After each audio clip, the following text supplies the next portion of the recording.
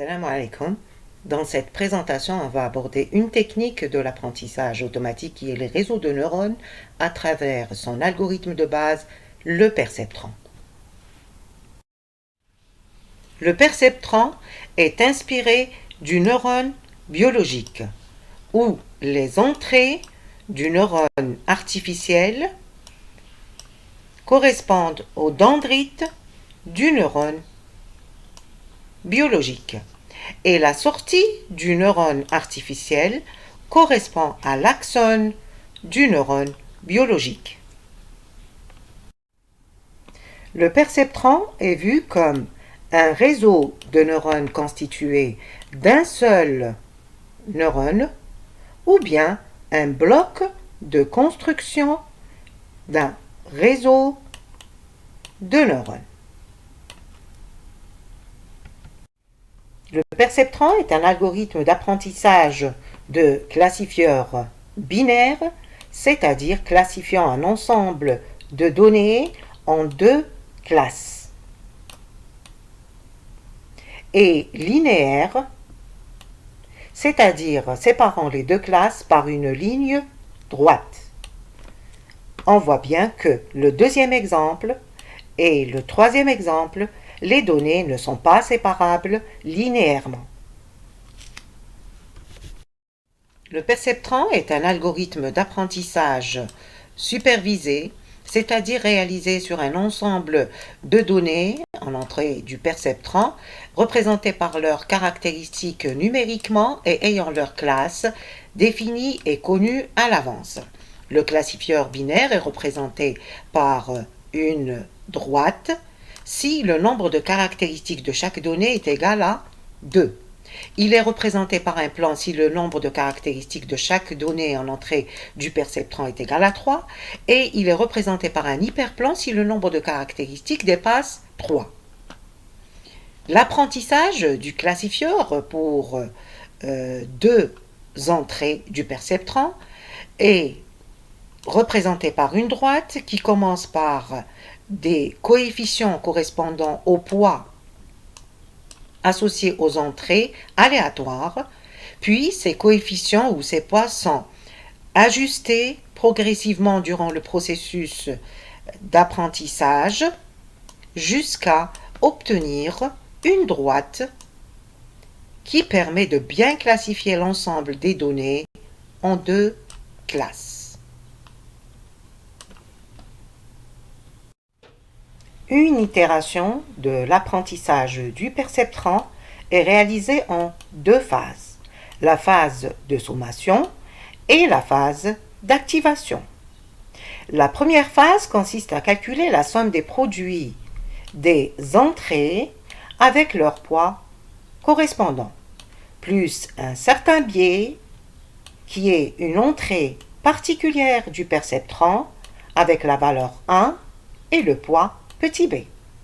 Le biais représente le décalage sur l'axe des ordonnées de la droite de décision ou de classification pour avoir une meilleure classification. La fonction d'activation ou transfert est une fonction seuil du type Heaviside, par exemple. Si la somme y est supérieure à un certain seuil, ici 0 par exemple, alors la sortie du perceptron est égale à 1 et correspondant à la première classe. Sinon, la sortie est égale à 0 correspondant à la classe 2. L'algorithme d'apprentissage du perceptron adapte les poids associés aux entrées de façon à obtenir en sortie la même valeur que la classe cible de notre exemple d'entraînement. Cet algorithme commence par l'initialisation du paramètre alpha qui correspond au taux d'apprentissage, c'est-à-dire le pas ou la vitesse avec laquelle les poids sont mis à jour ou appris. Vient ensuite l'étape d'initialisation des poids, y compris le W0 correspondant au biais. Cet algorithme se répète sur l'ensemble des données d'entraînement jusqu'à un critère d'arrêt qui peut être soit le nombre maximal d'itérations ou le nombre d'erreurs égal à 0. Le nombre d'erreurs est égal à 0 si à chaque fois la sortie obtenue du perceptron est égale à la classe cible de notre exemple d'entraînement. À chaque itération, on prend un exemple d'entraînement qui est constitué de la donnée elle-même plus sa classe réelle. On calcule la sortie à travers la fonction de sommation puis d'activation.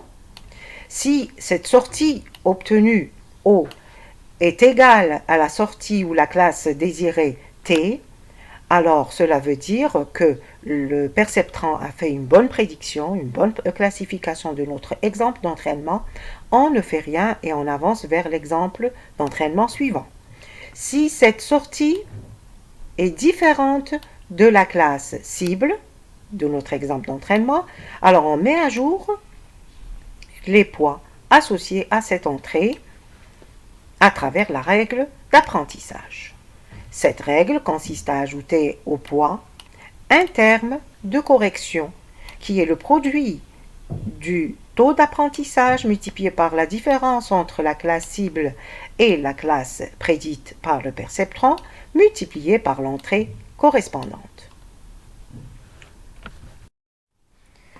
Voici un exemple de dataset constitué de 3 exemples de données d'entraînement sur lequel on va exécuter notre algorithme d'apprentissage. Cet apprentissage est vu comme un processus d'observation de cet ensemble de données pour essayer de tirer un modèle représenté par une droite qui nous permet de prédire ou de classifier de nouvelles données. Pour cela, on utilise la règle de sommation y égale la somme des WIXI et la règle d'apprentissage WI égale WI plus un terme de correction delta WI des poids.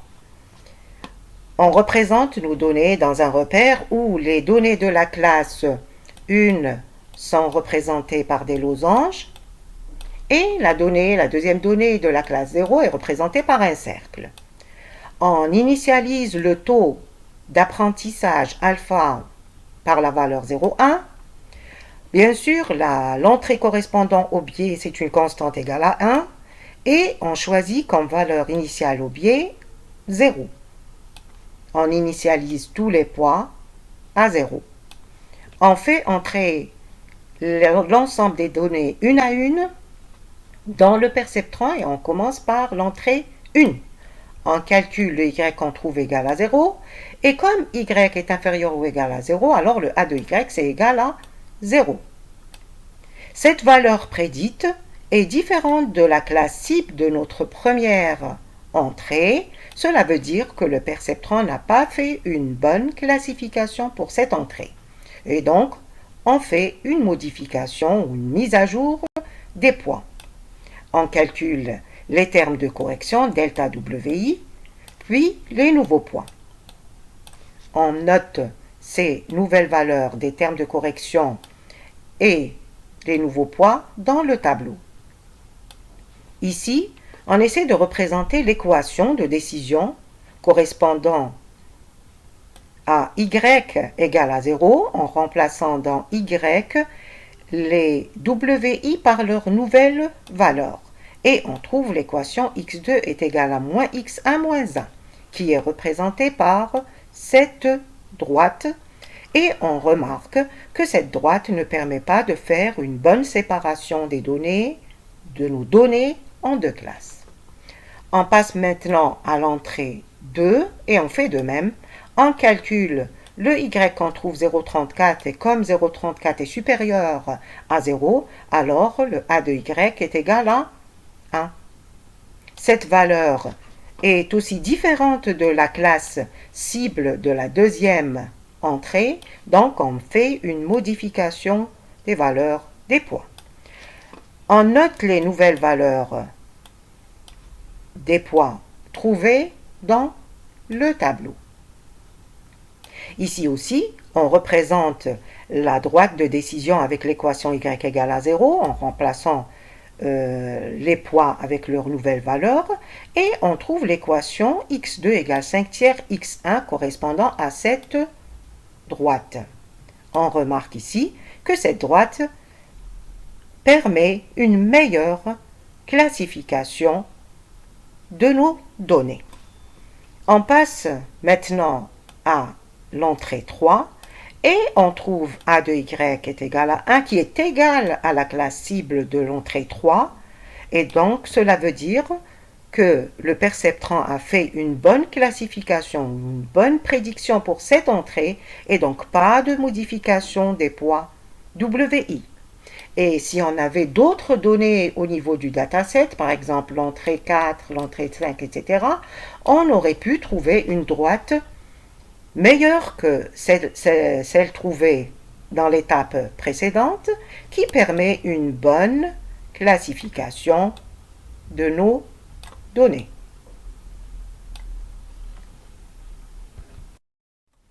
Le perceptron simple permet d'apprendre des problèmes séparables linéairement, comme par exemple le et logique ou le ou logique. Il ne permet pas d'apprendre le ou exclusif du moment que ces données ne sont pas séparables linéairement. Pour cela, on utilise un perceptron multicouche qui est une combinaison de séparateurs linéaires et permet de produire un séparateur global non linéaire. Voilà, cette présentation est terminée. Merci de l'avoir suivie.